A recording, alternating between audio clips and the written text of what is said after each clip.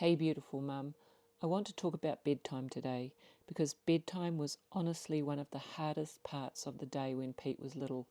By the time we got to the end of the day, he was tired and I was tired, and all I wanted was for him to have a bath, brush his teeth, get into bed and go to sleep. It sounds so simple when I say it like that, but in our house most nights everything became a battle. Getting into pyjamas, cleaning teeth, turning the lights off, staying in bed, needing just one more thing, coming back out again, calling out, getting upset, getting silly, getting wound up, right when I desperately needed him to wind down. And I remember getting so frustrated, sometimes angry. I was convinced Pete was being naughty, and I remember feeling like a failure because I couldn't get him into what I thought was a good bedtime routine. But I didn't understand then what I understand now. Bedtime is not just one thing. It is a whole lot of little transitions stacked on top of each other. Your child is moving from play to bath, from bath to pyjamas, pyjamas to teeth, light to dark, from being close to mum to being alone, from a busy body to a still body, from the noise of the day to quiet. And for some neurodiverse children, that is a lot. So when bedtime becomes a battle, it may not be bad behaviour. Some children find bedtime hard because their nervous system has trouble shifting from alert mode into rest mode. So what looks like stalling, avoiding, arguing, silliness, crying, or not listening may actually be your child's body saying, I just don't know how to switch off yet. What I know now is that at bedtime Pete needed more support than I realised. He needed help coming down from the day. He needed fewer instructions, and he needed more predictability. A tiny bedtime shift that can help is this. Start the wind down before bedtime, not at bedtime, because once your child is already overtired, overwhelmed, or dysregulated, everything becomes harder.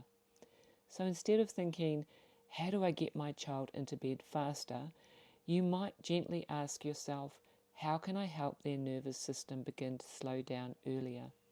That might look like using a quieter voice, dimming the lights, talking less, doing things in the same simple order each night, or using one calm sentence repeated gently like first teeth, then story. Or your body is having trouble switching off. I'm here. Let's make this smaller. It does not have to be perfect, and it may not magically fix bedtime overnight. But by making bedtime feel smaller, calmer, and more predictable, you can help your child feel safer because they understand what is coming next. So tonight, just choose one part of bedtime to make simpler. Not the whole routine, just one part. Maybe instead of lots of instructions, you use one simple phrase. First pyjamas, then story. Maybe you lay out the pyjamas before bath time. Maybe you turn the lights down 10 minutes earlier.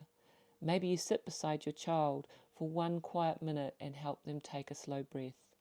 Small counts, especially at bedtime. And beautiful mum, I want to gently remind you of this too.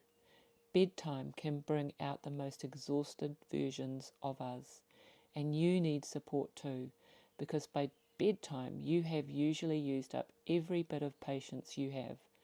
So if you find yourself feeling frustrated, touched out, snappy, or close to tears at the end of the day, please don't turn that into another reason to judge yourself. You are human too. You have been holding a lot all day, and sometimes the kindest thing you can do is lower the pressure on both of you. Your child does not need a perfect bedtime. They need a safe, steady mum who keeps coming back. And you don't need to get it right every night. You just need to keep learning what helps.